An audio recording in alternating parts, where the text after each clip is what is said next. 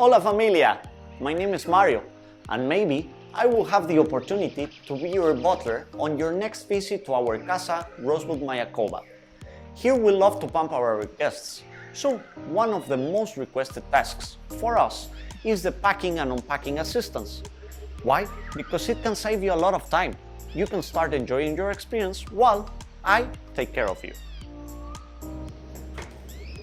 Today, I would like to share some information with you about how to organize your closet. Start thinking on what makes sense. Weather, the location, your favorite pieces of clothing. Maybe it can be very convenient for you to start using these tips at home. Tip number 1. I suggest to have different kind of hangers in your closet, maybe for delicate things. Tip number 2. Group like on like.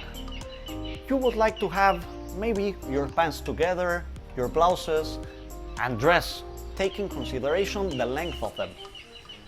Tip number 3. Be smart on how you use the space of the closet. Maybe you can place on the top shelves the Halloween costume or winter clothes that you are not using in this season. I hope these tips are useful for you. We miss you very much, and we look forward to see you soon here at Rosewood, Mayakoba.